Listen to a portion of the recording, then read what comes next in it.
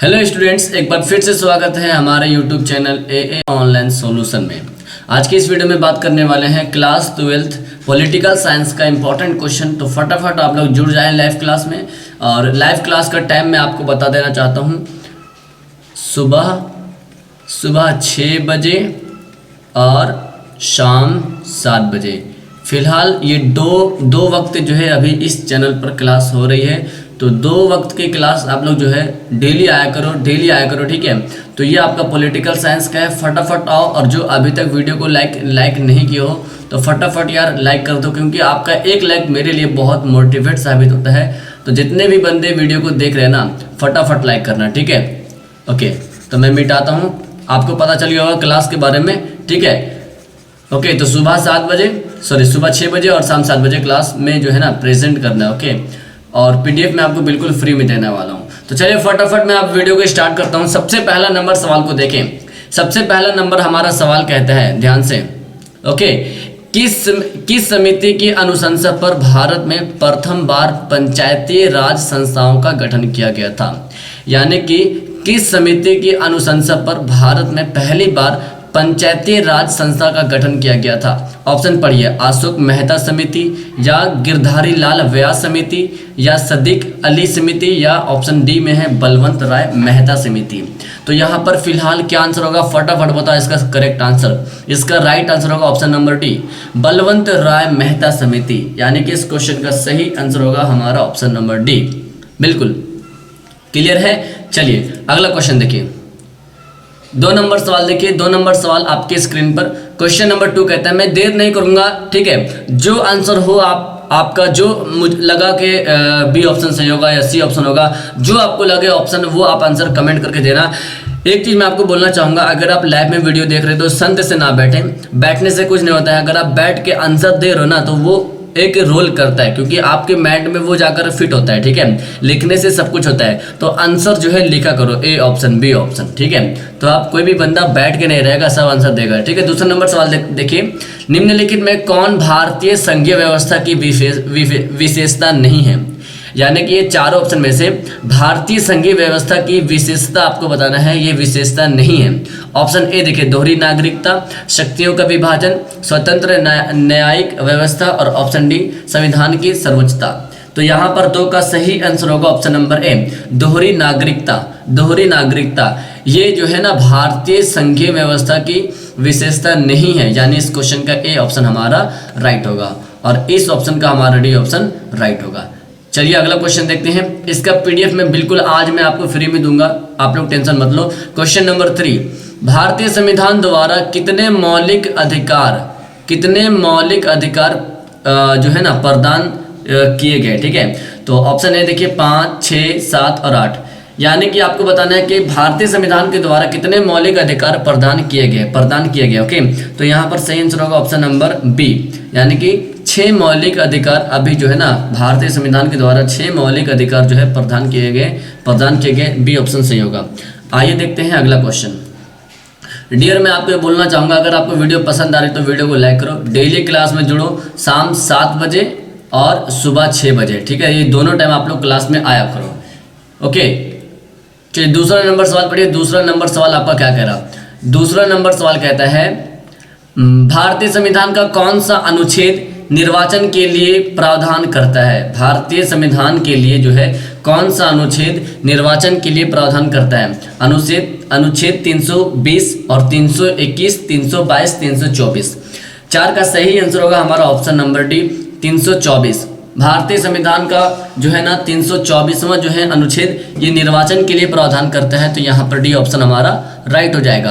अगला क्वेश्चन देख लेते हैं। क्वेश्चन नंबर 5 कहता है आपका, राज्यसभा में प्रतिनिधित्व होता है।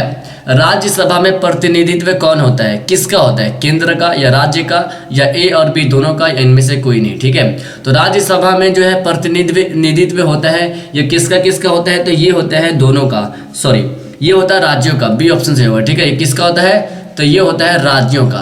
तो यहाँ पर सही आंसर क्या होगा, ऑप्शन नंबर हमारा बी हो जाएगा, राज्यों का। चलिए अगला क्वेश्चन देखते हैं। 6 नंबर सवाल देखिए। 6 नंबर सवाल कहता है, भारतीय संघीय व्यवस्था में किसे अधिक शक्ति प्राप्त है। भारतीय संघीय व्यवस्था में, यानी कि देखिए ऑप्शन कहता है केंद्र को, राज्य को, जिलों को या इनमें से कोई नहीं। ये चारों ऑप्शन में से किसको सबसे ज्यादा, सबसे अधिक शक्तियां प्राप्त हैं। ओके, तो 6 का सही आंसर, 6 का सही आंसर होगा ए ऑप्शन, केंद्र को सबसे ज्यादा, सबसे अधिक शक्तियां प्राप्त हैं। तो यहाँ पर क्या होगा आंसर, ए ऑप्शन हमारा राइट होगा। ओके डियर, 4 नंबर सवाल देखिए, 7 नंबर सवाल कहता है आपका राज्यसभा में मनोनीत सदस्यों की संख्या। बहुत इंपॉर्टेंट क्वेश्चन है, आपके एग्जाम में कई बार पूछे जा चुके हैं। राज्यसभा में मनोनीत सदस्यों की संख्या, तो यहाँ पर 17 का करेक्ट आंसर होगा ऑप्शन नंबर ए 12। राज्यसभा में मनोनीत सदस्यों की संख्या कितनी है जी, 12, यानी कि ए ऑप्शन हमारा राइट होगा। Very good. डेली क्लास में आया करो और क्लास को जो है ना आगे शेयर किया करो, अपने फ्रेंड को बताओ यार इस समय क्लास होती है और मैं आपको बिल्कुल फ्री में पीडीएफ देने वाला हूँ, डियर टेंशन मत लेना, ठीक है। चलिए अगला क्वेश्चन देखते हैं। भारत में पहला नगर निगम स्थापित किया गया था। भारत में जो है पहला नगर निगम स्थापित कहाँ किया गया था, पटना में, मुंबई में, मद्रास में या कोलकाता में। तो यहाँ पर जो करेक्ट आंसर होगा ऑप्शन नंबर सी होगा, मद्रास में सबसे पहला नगर निगम स्थापित किया गया था। इस क्वेश्चन का हमारा सी ऑप्शन राइट होगा डियर। अगला क्वेश्चन देखिए, बहुत इजी क्वेश्चन है, आपको बताना है तेलंगाना की राजधानी क्या है। तेलंगाना की राजधानी हैदराबाद या तमिलनाडु या केरला या कर्नाटक, बताओ फटाफट, बिल्कुल इजी क्वेश्चन है और इसके आंसर के लिए मैं आपके सामने 5 सेकंड का वक्त दे देता हूं। ओके, बिल्कुल करेक्ट है जी, बहुत अच्छा। हाँ, तेलंगाना की राजधानी क्या है जी, तेलंगाना की राजधानी हैदराबाद, जो कि हमारा ए ऑप्शन राइट होगा। अगला क्वेश्चन ये रहा आपके सामने 10 नंबर सवाल। केंद्र राज्य संबंधों में प्रमुख अड़चन क्या आ रही है। केंद्र राज्य संबंधों में आपको बताना है प्रमुख अड़चन क्या आ रही है। राज्यपाल की भूमिका या अनुच्छेद 356 या राज्यों की केंद्र पर निर्भरता या इनमें से सभी।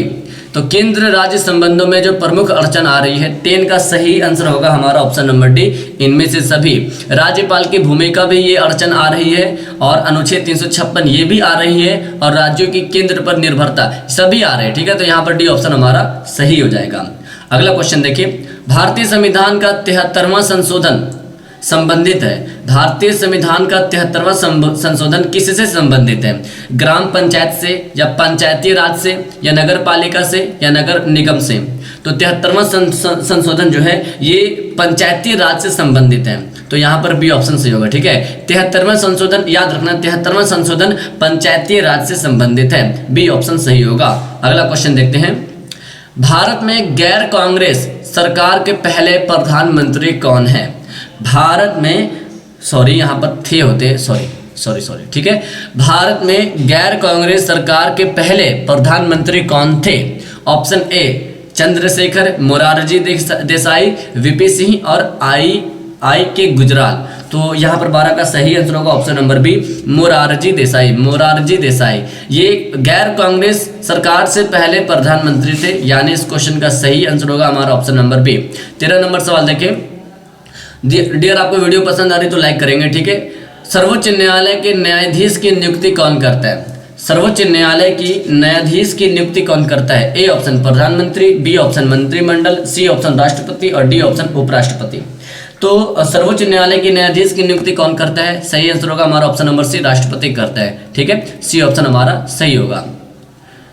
ये रहा डियर आपका 14 नंबर सवाल। भारतीय संविधान का कौन सा अनुच्छेद संसद के संयुक्त अधिवेशन की अनुमति देता है, यानी कि वह कौन सा अनुच्छेद है भारतीय संविधान का जो संसद के संयुक्त अधिवेशन की अनुमति देता है, अलाउ देता है, ठीक है। तो ऑप्शन ए देखिए, अनुच्छेद 105, अनुच्छेद 108, अनुच्छेद 111 और अनुच्छेद 113।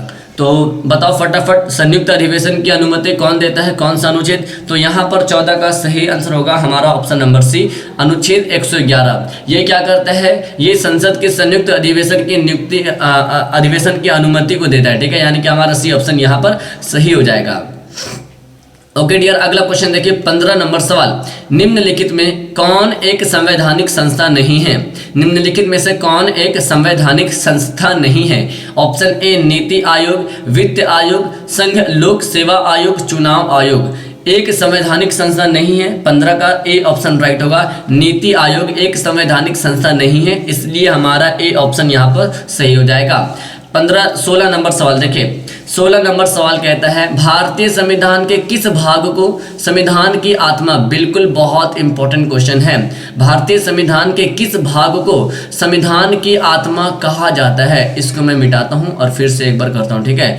संविधान का आत्मा कहा जाता है, ऑप्शन देखिए ए इसका राइट आंसर होगा। प्रस्तावना को संविधान की आत्मा कहा जाता है, ए ऑप्शन राइट होगा। मौलिक अधिकार बिल्कुल नहीं होगा। यहाँ क्वेश्चन क्या बोल रहा है, भारतीय संविधान के किस भाग को संविधान की आत्मा, प्रस्तावना, 16 का ए ऑप्शन सही होगा। अगला क्वेश्चन, संविधान सभा के अध्यक्ष, संविधान सभा के प्रेसिडेंट कौन थे? फटाफट बताओ। तो संविधान सभा के अध्यक्ष कौन थे? तो यहाँ पर बी ऑप्शन सही होगा, डॉक्टर राजेंद्र प्रसाद। बताओ आप लोग, आंसर इसका सही है या गलत है? बिल्कुल करेक्ट आंसर है और सबका आंसर सही आना चाहिए, बिल्कुल। भारत संविधान सभा के अध्यक्ष कौन थे? डॉक्टर राजेंद्र प्रसाद। तो यहाँ पर बी ऑप्शन हमारा सही होगा। इसी के साथ बढ़ते हैं 18 नंबर सवाल की ओर। 18 नंबर सवाल कहता है संविधान द्वारा किस भाषा को राज्यसभा की दर्जा दिया गया? संविधान के द्वारा वह कौन सा लैंग्वेज है, वह कौन सा भाषा है जो राज्यसभा का दर्जा दिया गया है? तो यहाँ पर आप जानते हैं अंग्रेजी, उर्दू, हिंदी और हिंदुस्तानी। तो यहाँ पर हमारा सी ऑप्शन राइट होगा।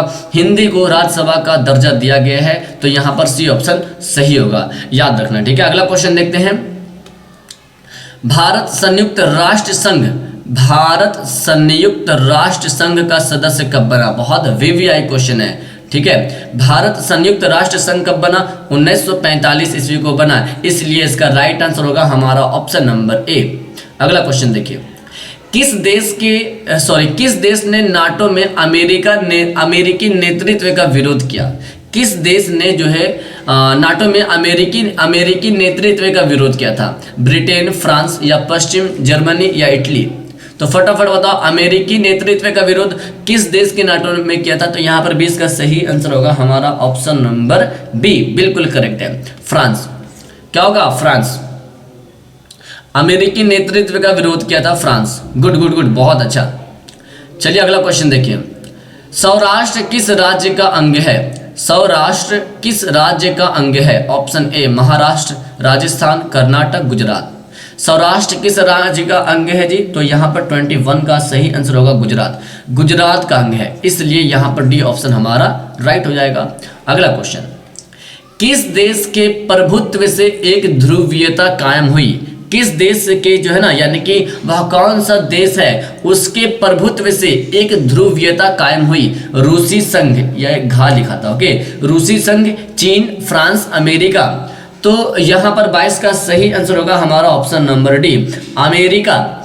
क्वेश्चन क्या बोल रहा है, किस देश के प्रभुत्व से एक ध्रुवीयता कायम हुई? तो अमेरिका देश के प्रभुत्व से एक ध्रुवीयता कायम हुई, तो यहाँ पर अमेरिका राइट आंसर होगा। अगला क्वेश्चन को देख लेते हैं हम लोग। 23 नंबर सवाल देखिए, बहुत इजी क्वेश्चन है और ये क्वेश्चन बहुत वीवीआई भी है।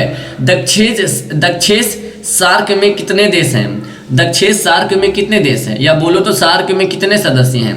तो दक्षेश सार्क में 8 सदस्य हैं, जो कि डी ऑप्शन इसका राइट आंसर होगा। डियर, दक्षेश सार्क से आपका 2 या 3 क्वेश्चन आपके एग्जाम में 100% पूछता है, घुमा के पूछता है कि इनमें से कौन दक्षेश का सार्क नहीं है, या इनमें से कौन दक्षेश का सदस्य है, इस प्रकार भी पूछ सकता है। तो आप लोग इसको देख लेना कौन कौन देश है, टोटल 8 है, ठीक है। चलिए अगला क्वेश्चन 24 नंबर सवाल, सुरक्षा परिषद में अस्थायी सदस्यों की संख्या कितनी है? सुरक्षा परिषद में जो है अस्थायी सदस्यों की संख्या कितनी है? 5, 6, 7 और 8। 24 का सही आंसर होगा हमारा ऑप्शन नंबर ए, 5। सुरक्षा परिषद में अस्थायी सदस्यों की संख्या कितनी है? 5 है, ए ऑप्शन हमारा राइट आंसर होगा। अगला क्वेश्चन, पूना पैक्ट संबंधित था। पूना पैक्ट ये किससे संबंधित था? दलित वर्ग से, या हिंदू मुस्लिम एकता से, या संवैधानिक विकास से, या शैक्षिक सुधार से? फटाफट बताओ, पूना पैक्ट, ओके, ये किससे संबंधित है? फटाफट बताओ ये किससे संबंधित है? और आप जानते होंगे पूना पैक्ट जो है ना, ये संबंधित है हमारा, ए ऑप्शन राइट होगा, दलित वर्ग से। और पूना पैक्ट कब हुआ था जी? तो पूना पैक्ट हुआ था 24 सितंबर 24 सितंबर 1932, ये डेट याद रखो, 1932 में पुनः पैक्ट हुआ था और ये दलित वर्ग है। यहाँ पर ए ऑप्शन हमारा सही आंसर होगा। अगला क्वेश्चन देखिए 26 नंबर सवाल, संयुक्त राष्ट्र संघ के चार्टर में कितनी धाराएं हैं? संयुक्त राष्ट्र संघ में जो है ना, संघ की जो चार्टर है उसमें कितनी धाराएं हैं? तो इसमें जो है हमारा 111 धाराएं हैं। डियर एक बार फिर से बोलूंगा, जो वीडियो को लाइक नहीं किए हैं फटाफट लाइक करो। मैं बहुत देर के बाद आपको बोल रहा हूँ, हो सके तो लाइक करो और इस वीडियो पे आप लोग 200 लाइक कंप्लीट कर दो यार। मैं नेक्स्ट वीडियो दूंगा और मैं आपको बिल्कुल फ्री में आपको PDF देने वाला हूँ, टेंशन मत लेना, ठीक है। फ्री में आपको PDF देने वाला हूँ। अगला क्वेश्चन देखिए, क्वेश्चन नंबर 27 कहता है, संविधान के किस अनुच्छेद में केंद्र और राज्य के बीच विधायी संबंधों का उल्लेख है? यानी कि वह कौन सा अनुच्छेद है, किस अनुच्छेद में बताना है कि केंद्र और राज्यों के बीच विधायी संबंधों का उल्लेख है। ऑप्शन ए देखिए, अनुच्छेद 245 से लेकर के 255 तक, इसी के बीच में बताना है, या 240 से लेकर के 250 तक, या 352 से लेकर के 360 तक, या इनमें से कोई नहीं। तो यहाँ पर केंद्र और राज्य के बीच जो विधायी संबंधों का उल्लेख है, ये अनुच्छेद है 245 से लेकर के 255 के बीच। तो यहाँ पर इसी संबंधों का उल्लेख है, तो ए ऑप्शन सही होगा। अगला क्वेश्चन देख लीजिए, मुख्यमंत्री की नियुक्ति कौन करता है? एकदम VVI क्वेश्चन डियर। मुख्यमंत्री की नियुक्ति कौन करता है? तो ये करता है राज्यपाल। बहुत सारे बंदे ए मार देते, बिल्कुल ए गलत होगा, ये भी गलत है, ये भी गलत है और ये भी गलत है। मुख्यमंत्री की नियुक्ति कौन करता है? तो ये करता है राज्यपाल, जो कि हमारा सी ऑप्शन यहाँ पे सही हो जाएगा। अगला क्वेश्चन देखिए, भारतीय संविधान में कितने मौलिक कर्तव्य है? बहुत VVI क्वेश्चन है और ये आपका होमवर्क है, ठीक है। तो जितने भी बंदे यहाँ तक देखे होंगे या देख रहे हैं, तो इसको आप लोग कमेंट बॉक्स में बताना, ठीक है। मैं सबका नाम पढ़ूंगा और सब में मैं कमेंट करूंगा कि आपका आंसर सही आया है या गलत आया है। तो ये आपका होमवर्क में है, मैं इसका आंसर वीडियो के एंड में बताऊंगा, आप आंसर बता दो, ठीक है। भारतीय संविधान में कितने मौलिक कर्तव्य, तो इसको छोड़ते हैं, इसको आगे हम लोग पढ़ेंगे लास्ट में, ओके। अगला क्वेश्चन, राज्यों के संवैधानिक प्रमुख कौन है? राज्यों के संवैधानिक प्रमुख कौन है? राज्यपाल, मुख्यमंत्री, उप मुख्यमंत्री और विधानसभा के अध्यक्ष। देखो 30 का सही आंसर होगा हमारा ऑप्शन नंबर ए। राज्यों के संवैधानिक प्रमुख कौन है? राज्यपाल है डियर, ए ऑप्शन सही होगा। होमवर्क का आंसर बिल्कुल कमेंट बॉक्स में देना, ओके। कौन संविधान संशोधन शहरी स्थानीय शासन से जुड़ा है? कौन सा संविधान संशोधन जो है जो कि शहरी स्थानीय संसाधन से जुड़ा हुआ है? 75वां या 74वां या 73वां या 72वां? तो यहाँ पर सही आंसर होगा हमारा 74वां संशोधन शहरी स्थानीय शासन से जुड़ा हुआ है, तो बी ऑप्शन हमारा राइट आंसर होगा। ओके 32 नंबर सवाल देखते हैं, किस देश का संविधान, देखो यार मिस्टेक हो गया, किस देश का संविधान विश्व का सबसे बड़ा संविधान है? किस देश का संविधान विश्व का सबसे बड़ा संविधान है? तो 32 का सही आंसर होगा हमारा ऑप्शन नंबर डी, भारत का। भारत का संविधान सबसे बड़ा, विश्व का, दुनिया का, देखो यार दुनिया यानी कि वर्ल्ड का सबसे बड़ा संविधान भारत का है, डी ऑप्शन सही होगा, याद रखना, ठीक है। भारत जिंदाबाद। अगला क्वेश्चन देखिए, किस वर्ष श्रीमती इंदिरा गांधी ने आपातकाल की घोषणा की? किस वर्ष जो है श्रीमती इंदिरा गांधी ने आपातकाल की घोषणा की? 1975, 1976, 1977 और 1974। तो यहाँ पर सही आंसर होगा हमारा ऑप्शन नंबर ए, 1975 को जो है श्रीमती इंदिरा गांधी ने आपातकाल की घोषणा की। आपके एग्जाम में सीधा पूछेगा आपातकाल की घोषणा किसने की? तो श्रीमती इंदिरा गांधी ने। अगर पूछ देगा आपातकाल की घोषणा कब की गई? तो 1974 ईस्वी में, तो ए ऑप्शन राइट होगा। 34 नंबर सवाल देखिए, भारतीय संविधान के किस भाग में राज्य के नीति निर्देशक तत्व निहित है? यानी कि वह कौन ऐसा भाग है जिसमें राज्य के नीति निर्देशक तत्व निहित है? भाग 2, भाग 3, भाग 4 और भाग 5। तो भाग चौथा यानी कि भाग 4 में जो है राज्य के नीति निर्देशक तत्व निहित है, तो सी ऑप्शन हमारा 34 का राइट हो जाएगा। ओके 35 नंबर सवाल को देखें, बजट का संबंध किस पक्ष के साथ है? बजट का संबंध किस पक्ष के साथ है? आय, व्यय, आय एवं व्यय और इनमें से कोई नहीं। तो डियर आप जानते हैं बजट का जो संबंध है ये दोनों के साथ है, आय के साथ भी है और व्यय के साथ भी है, ठीक है। तो आय और व्यय ये दोनों राइट आंसर होगा, यानी इस क्वेश्चन का सी ऑप्शन सही होगा। इसी के साथ 36 नंबर सवाल देखें, भारत में वित्त आयोग का कार्यकाल कितना होता है? वित्त आयोग सबका कार्यकाल होता है, फॉर एग्जांपल प्रधानमंत्री का भी कार्यकाल इस प्रकार का भी होता है, ठीक है। जैसे चुनाव का कार्यकाल हो गया, 5 वर्ष बाद चुनाव होता है ना। तो इसमें बताना है कि वित्त आयोग का कार्यकाल कितना वर्ष होता है, तो 36 का करेक्ट आंसर होगा ऑप्शन नंबर ए, 5 वर्ष का। और चुनाव का भी कार्यकाल कितना वर्ष होता है, 5 वर्ष का ही होता है, ठीक है। आइए देखते हैं डियर अगला क्वेश्चन, 37 नंबर सवाल देखें। बिहार विधान परिषद में सदस्यों का कार्यकाल क्या है? बिहार विधान परिषद में आपको बताना है कि सदस्यों का कार्यकाल। तो सदस्यों का कार्यकाल जो होता है, यहाँ पर मैं एक इसको मोटा कर देता हूँ, इसको अंडरलाइन कर देता हूँ, ठीक है। सदस्यों का कार्यकाल होता है डियर 6 वर्ष। क्या होता है? 6 वर्ष। तो यहाँ पर ए ऑप्शन राइट होगा, याद रखना। अगला क्वेश्चन देखिए, बहुत इंपॉर्टेंट है ये वाला क्वेश्चन, वीवीआई क्वेश्चन है। धारा 370 किस राज्य से संबंधित था, है ना। था, यहाँ ध्यान से देखो। अब देखो ये चारों ऑप्शन में से जो बंदा अगर अच्छे से पढ़ के आ रहा होगा तो इसका आंसर बिल्कुल करेक्ट बताएगा। धारा 370 ये किस राज्य से संबंधित था? ये है जम्मू कश्मीर में, जो कि पहले भारत में जो टोटल राज्य थी वो थी 29, अब जो है घट के हो गया 28। कौन घटा? तो ये घटा जम्मू कश्मीर जो है ना हट गया, ठीक है, ये हट गया। अब ये हट गया है तो इससे जो है ना इस पे जम्मू कश्मीर पे 370 का धारा लगा हुआ था। जब ये हटा तो इस पे 370 का धारा जो है हट गया। तो ये संबंधित किससे था? जम्मू कश्मीर से था। तो यहाँ पर डी ऑप्शन सही होगा। अगला क्वेश्चन, मुस्लिम लीग की स्थापना कब हुई थी? डियर बिल्कुल हल्का है, मुस्लिम लीग की स्थापना 1906 में हुई थी, बी ऑप्शन सही होगा। और इसकी स्थापना ढाका में हुई थी, है ना। चलो अगला क्वेश्चन देखते हैं, 40 नंबर सवाल देखो। 1885 में किस राजनीतिक दल की स्थापना की गई थी? चलो हुई थी 1885 में किस राजनीतिक दल की स्थापना हुई थी? ऑप्शन ए देखिए, भारतीय राष्ट्रीय कांग्रेस, मुस्लिम लीग, बीजेपी और जनता पार्टी। ओके, 21 मिनट की वीडियो हो चुकी है, फटाफट बताओ जनता पार्टी। तो देखो डियर 1885 में किस राजनीतिक दल की स्थापना हुई थी? बिल्कुल आप जानते होंगे, इंडियन नेशनल कांग्रेस, भारतीय राष्ट्रीय कांग्रेस, ए ऑप्शन राइट होगा। इसकी स्थापना हुई थी 28 दिसंबर 1885 में।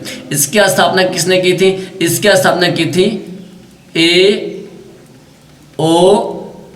ह्यूम ने की थी। इसकी स्थापना ए.ओ. ह्यूम ने की थी। और इसकी स्थापना कहाँ हुई थी? इसकी स्थापना हुई थी बॉम्बे में, ठीक है। पहले बॉम्बे था और आज का मुंबई हो गया ना, मुंबई, इसी प्रकार का। तो डियर यहाँ पर आपका क्वेश्चन समाप्त होता है। इस वीडियो में टोटल 40 क्वेश्चन डिस्कस किया गया है पॉलिटिकल साइंस का।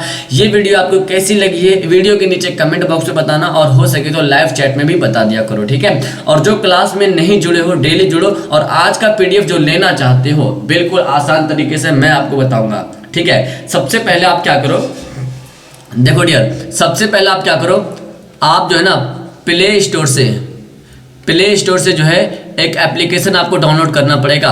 कौन सा एप्लीकेशन? टेलीग्राम एप्लीकेशन, ठीक है। इसको डाउनलोड करने के बाद उसको टेलीग्राम को खोलना, ओपन करना, और उसमें जैसे व्हाट्सएप खुलता है ना, नंबर डाल के जो कोड वर्ड आता है ना, उस प्रकार का आएगा। तो टेलीग्राम खोल लेना, और खोलने के बाद डायरेक्ट उसमें आपको सर्च करना है AA ऑनलाइन सॉल्यूशन, और यहाँ पे लिखना आपको 12th आर्ट्स ग्रुप, ठीक है, GROUP, ओके, ग्रुप। तो ये लिखना आप, और ग्रुप नीचे आ जाएगा, उसमें ज्वाइन कर लेना। उसमें आज तक का जितना भी वीडियो बनाया गया है सारा का सारा PDF जो है उसी में डाला गया है। तो जो बंदे नहीं जुड़े हैं फटाफट जाकर के जुड़ जाइए, और जो अभी तक 200 लाइक नहीं कंप्लीट किए यार, फटाफट 200 लाइक कंप्लीट कर दो, और ये PDF बिल्कुल आपको मिल जाएगा। और नहीं तो इस वीडियो के कमेंट बॉक्स में देखो, सबसे पहले पिन करके एक लिंक रहेगा, उस पर क्लिक करना, ये PDF आपके मोबाइल में डाउनलोड हो जाएगा, सीधी सी बात है। और ग्रुप में भी ऐड हो जाओ, क्योंकि उसमें इंपॉर्टेंट क्वेश्चन भी भेजते हैं। ओके डियर, मैं मिलता हूँ आपसे नेक्स्ट वीडियो में, बस अपना ख्याल रखिएगा। That's all, bye, thank you.